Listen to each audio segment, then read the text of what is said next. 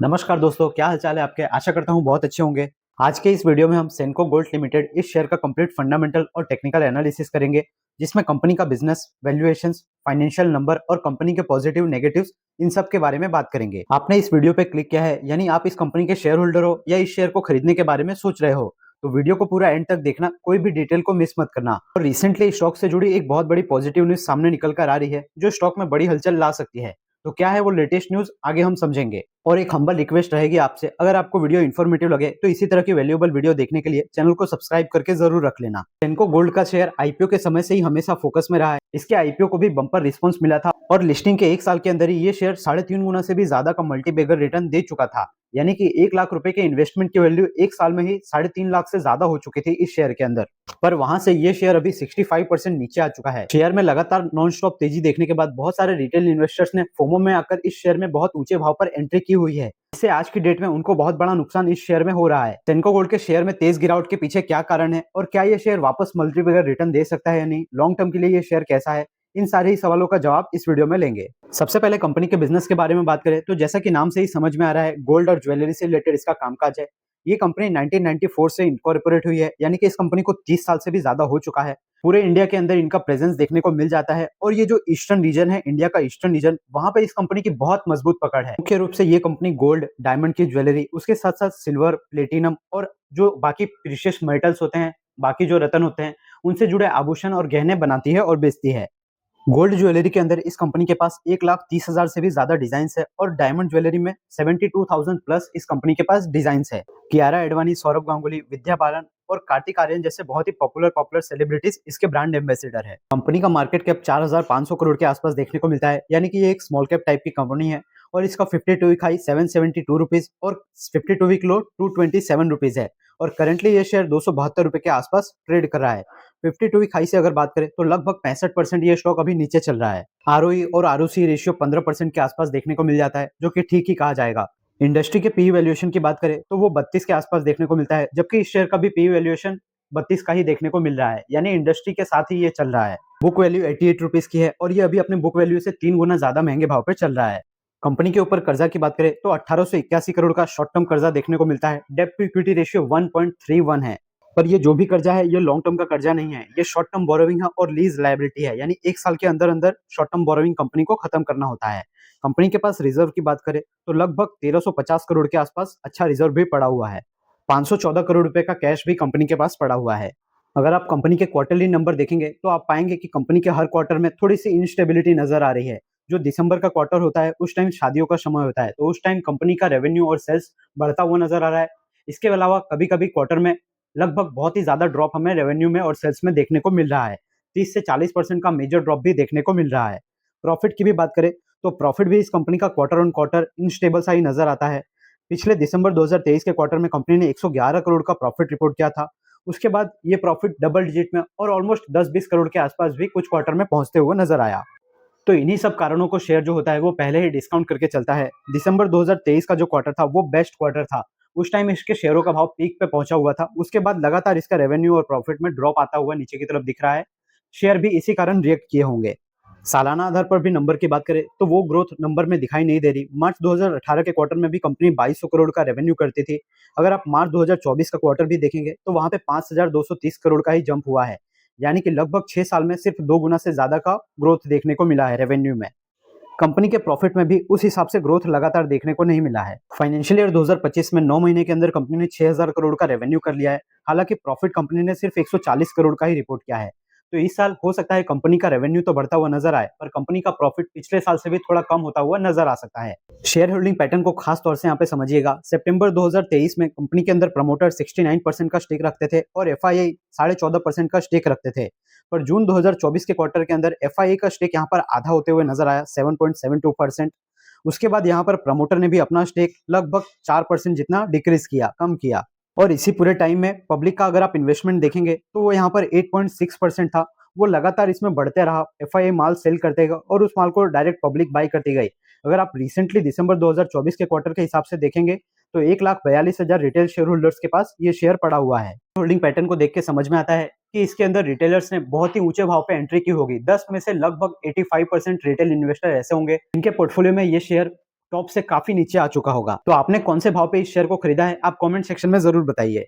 अब अगर कंपनी से जुड़े कुछ पॉजिटिव्स को देखें तो कंपनी इस बिजनेस में काफी समय से, सेनको गोल्ड इस कंपनी को जो है इनकी 4th जनरेशन अभी चला रही है, यानी इस कंपनी का एक रिच हिस्ट्री रहा है। और ईस्टर्न इंडिया यानी पूरी भारत में अगर ऑर्गेनाइज्ड ज्वेलरी सेगमेंट के अंदर बात करें तो ये इंडिया की सेकंड मोस्ट ट्रस्टेड और second most desired jewellery brand देखने को मिलते हैं। यानी इस कंपनी का बहुत ही स्ट्रॉन्ग ब्रांड नेम देखने को मिल जाता है। और उसके साथ साथ कंपनी के पास गोल्ड और डायमंड दोनों को मिला दे तो 2 लाख से भी ज्यादा डिजाइन अवेलेबल है।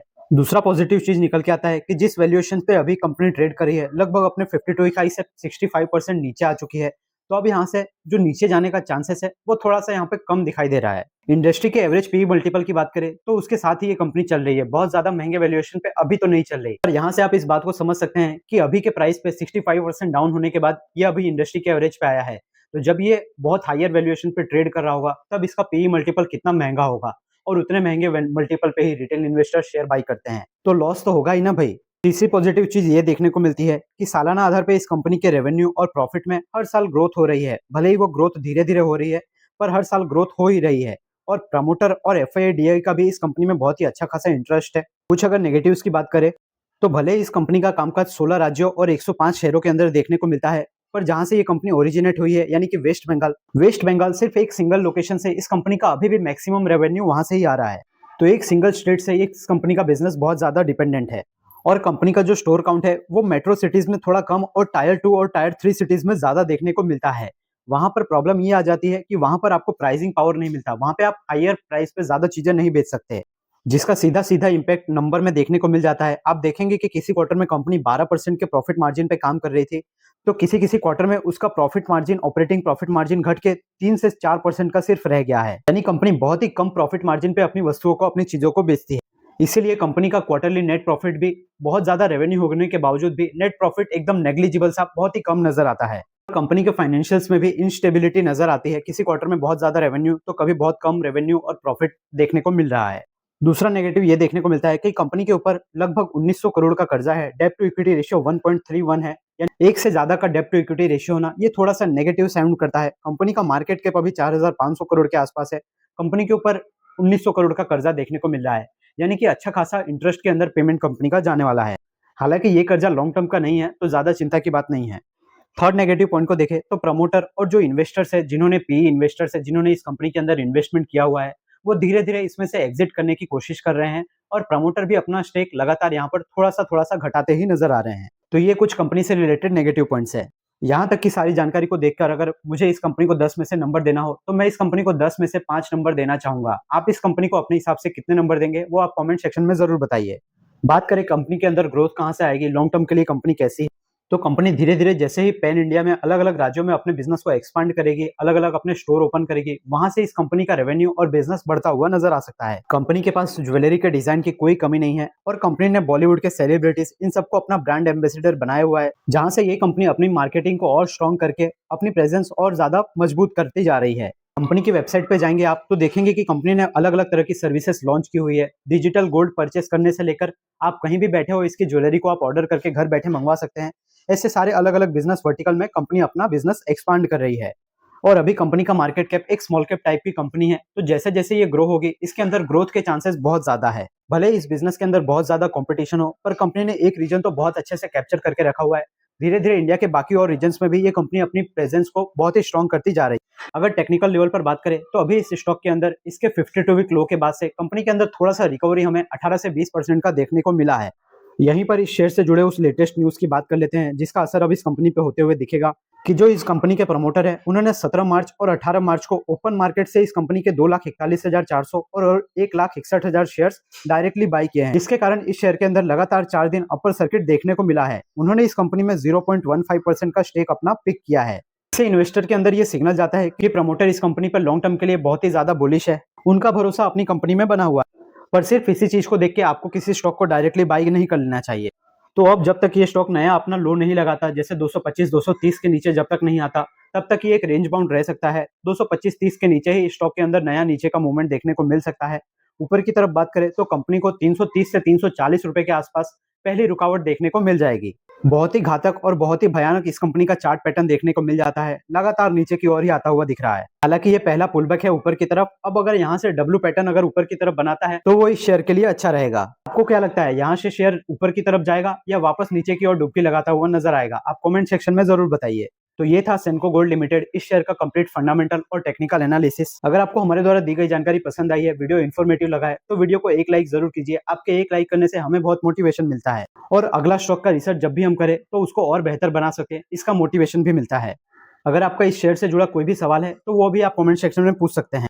अगर आप वीडियो में यहाँ तक आ गए तो जैसे हमने स्टार्टिंग में ही रिक्वेस्ट किया था, अगर आपको वीडियो इन्फॉर्मेटिव लगे, जानकारी वैल्यूएबल लगे, तो हमारे इस चैनल एसएसएम यानी श्री स्टॉक मार्केट को सब्सक्राइब करके बेल आइकन को जरूर प्रेस कर लीजिएगा, क्योंकि इस चैनल पे आपको सभी main board IPO, SME IPO के रिव्यू और उसके अलावा पर्टिकुलर एक एक स्टॉक्स का कंप्लीट फंडामेंटल और टेक्निकल एनालिसिस एकदम क्लियर देखने को मिल जाता है, जो आपको किसी और चैनल पे देखने को नहीं मिलेगा। और प्रैक्टिकली ये आपको शेयर के बारे में डिसीजन लेने में बहुत ज्यादा हेल्पफुल हो सकता है। उसके साथ ही हमारे चैनल पे आपको आगे चलते हुए बहुत ही इंटरेस्टिंग कंटेंट देखने को मिल जाएगा। उसके लिए आप हमारी श्री स्टॉक मार्केट फैमिली का पार्ट बन के जरूर रहिए। चैनल पे मौजूद स्टॉक एनालिसिस वाली प्लेलिस्ट और अपकमिंग मेन बोर्ड आईपीओ वाली प्लेलिस्ट को जरूर चेकआउट करना। बहुत ही इंटरेस्टिंग वीडियो और वैल्यूएबल वीडियो है वहां पर। किसी स्टॉक को कोई बड़ा ऑर्डर वगैरह मिल रहा है, कोई पॉजिटिव या नेगेटिव न्यूज आ रही है, उसके अलावा आईपीओ और ग्रे मार्केट प्रीमियम की सभी लेटेस्ट अपडेट के लिए आप हमारे टेलीग्राम और व्हाट्सएप चैनल को ज्वाइन करके जरूर रख लेना। लिंक आपको वीडियो के डिस्क्रिप्शन और चैनल के अबाउट सेक्शन में भी मिल जाएगा। अगर आप किसी स्टॉक का कंप्लीट फंडामेंटल और टेक्निकल एनालिसिस देखना चाहते हैं तो आप कमेंट सेक्शन में जरूर बताना, हम उसके ऊपर वीडियो जरूर बनाएंगे।